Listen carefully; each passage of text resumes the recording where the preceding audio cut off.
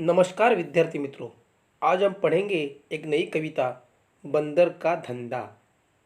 इस कविता के कवि है कवि नरेंद्र गोयल, जिनका जन्म गाजियाबाद के पिलखुआ गांव में हुआ है। गीतमाला, गीत गंगा, गीत सागर, झूला झूले, चिंची चिड़िया आदि उनकी प्रसिद्ध रचनाएं हैं। प्रस्तुत कविता में कवि नरेंद्र गोयल जी ने वनों द्वारा होने वाले पारंपरिक उपचारों, उसके प्रभाव पर हास्य के माध्यम से प्रकाश डाला है। अर्थात इस कविता में वनों द्वारा प्राप्त होने वाले जड़ी बूटियों के बारे में बताया गया है। जड़ी बूटियों से हमारे जीवन में कितना फ़ायदा हो सकता है, कितनी सारी बीमारियों से मुक्ति मिल सकती है, इसके बारे में बताया गया है। तो चलो पहले हम कविता ध्यान से पढ़ते हैं।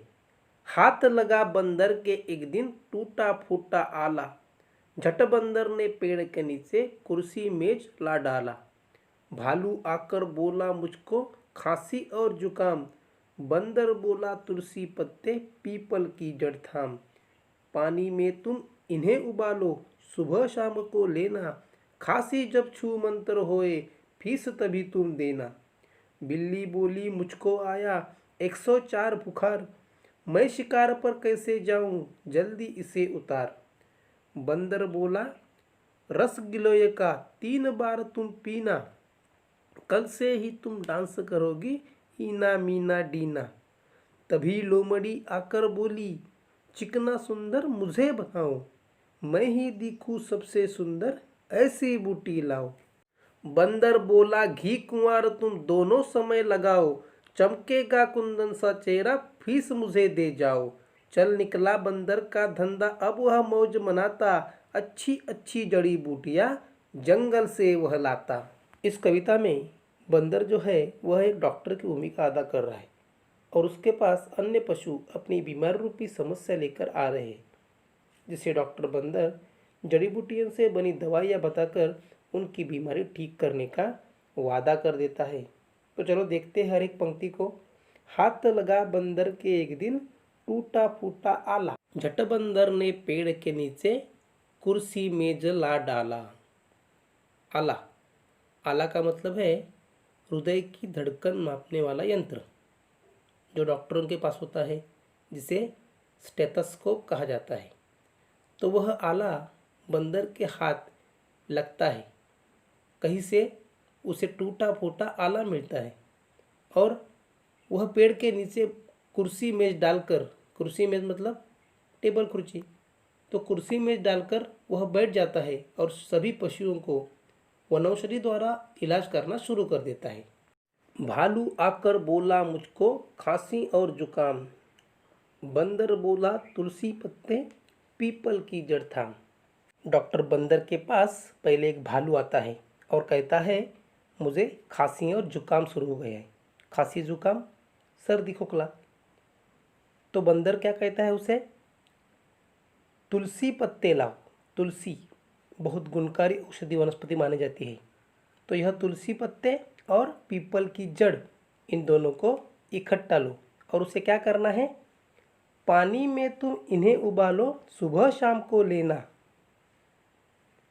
खांसी जब छू मंतर होए फीस तभी तुम देना। उन दोनों को, तुलसी पत्ते और पीपल की जड़ को पानी में अच्छी तरह से उबालो और वह पानी पीने से तुम्हारी खांसी छू मंतर हो जाएगी।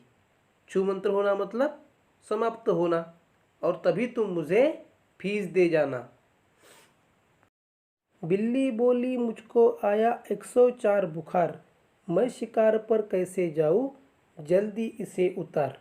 तभी एक बिल्ली बंदर के पास आती है और वह कहती है मुझे 104 बुखार आया है। बुखार मतलब ताप, ज्वर, जल्दी से उसे उतारो, मुझे शिकार पर जाना है। तो बंदर उसे क्या कहता है, बंदर बोला रस गिलोय का 3 बार तुम पीना, कल से ही तुम डांस करोगी ईना मीना डीना। तो डॉक्टर बंदर बिल्ली को क्या कहता है, तुम गिलोय का रस पियो। गिलोय कड़वी बेलपत्ते जो दवा के काम आती है। तो अगर तुम ये गिलोय का रस पियोगी तो तुम्हारा बुखार गायब हो जाएगा और तुम ईना मीना डीना के जैसे डांस करने लगोगी। तभी लोमड़ी आकर बोली, चिकना सुंदर मुझे बनाओ, मैं ही दिखूं सबसे सुंदर, ऐसी बूटी लाओ। बंदर के पास एक लोमड़ी आती है और उसे कहती है कि मुझे चिकना और सुंदर बनाओ, दुनिया में मैं सबसे सुंदर दिखूं, ऐसी कोई बूटी मुझे दे जाओ। तो उस पर बंदर क्या कहता है? बंदर बोला, घी कुंवार तुम दोनों समय लगाओ, चमकेगा कुंदन सा चेहरा, फीस मुझे दे जाओ। डॉक्टर बंदर लोमड़ी को कहता है कि तुम सुबह शाम दोनों समय अपने चेहरे पर घी कुंवार लगाओ। घी कुंवर जिसे हम कोरफड़ कहते हैं, और इस घी कुंवर को अपने चेहरे पर लगाने से तुम्हारा चेहरा जो है वह कुंदन सा चमकेगा। कुंदन, कुंदन का मतलब है सोना, सोने जैसी चमक। तो तुम्हारा चेहरा कुंदन सा चमकेगा, सोने जैसा चमक जाएगा, और उसके बाद तुम मुझे फीस दे जाओ। और इस प्रकार जंगल के कई सारे पशु बंदर के पास आने लगे और चल निकला बंदर का धंधा, अब वह मौज मनाता, अच्छी अच्छी जड़ी बूटियां जंगल से वह लाता। तो इस प्रकार बंदर ने जो दवाई देने का धंधा शुरू किया वह अच्छी तरह से चलने लगा। जंगल में से कई पशु अपनी बीमारी लेकर बंदर के पास आने लगे और वह बंदर भी जंगल में से अच्छी अच्छी जड़ी बूटियां लाकर उन सब बीमारियों की दवाई देने लगा, और इस धंधे में उसे बहुत मज़ा आने लगी। तो इस कविता से हमें यह सीख मिलती है, हमें अपनी पारंपरिक वनौषधियों एवं उनके उपचारों तथा उनके प्रभावों की जानकारी प्राप्त करनी चाहिए।